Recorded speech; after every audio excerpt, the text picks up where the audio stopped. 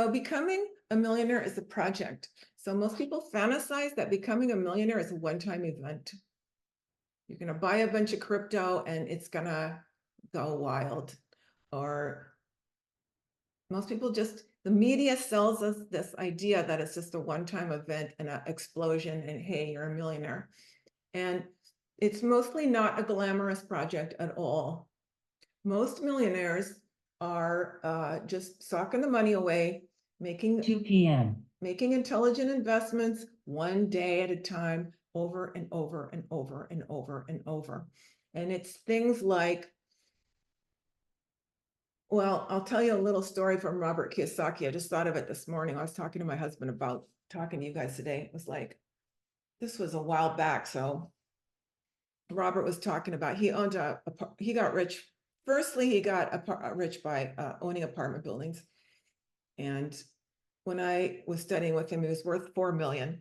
And now he's worth like $1 billion. But he was telling us the story that the difference between a millionaire mindset and most people is that he owned this apartment building. He'd go around and check all the apartments and he'd notice all these poor people who couldn't afford to own a home.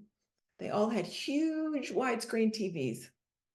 That's back when they were much more expensive than they are now. But nevertheless, the story is still good because he said, I can't afford a TV like that.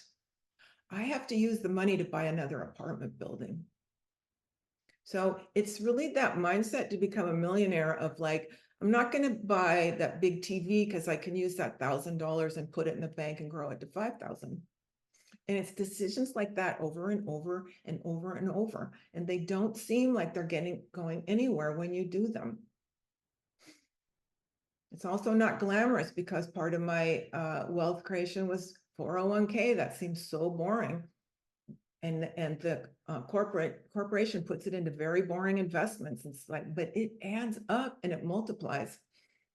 So I don't know if you guys have heard of The Millionaire Next Door. It was a book that was written last century and it's kind of out of date, but the concept is not, which is most people who are millionaires, you would never guess, because what we think of in the media as millionaires is like multi-millionaires. Like it takes at least 10 million to have those kind of lifestyles. To have $1 million, basically they did a study on most millionaires, for example, drive an older car. They aren't wearing the flashiest clothes. They own a house, they're probably the guy down the block or the gal down the block. And you don't know that they're a millionaire, except that they have a certain amount of self-confidence because they're not worried. They're not worried.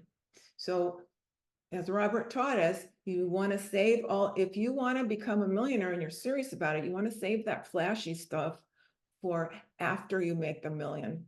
I spend a lot differently after I made that million than before. There used to be a book also called The Latte Factor, which was like this guy had measured how much money he spent on lattes a year, and he decided he's going to make coffee at home and just put that money, invest that money.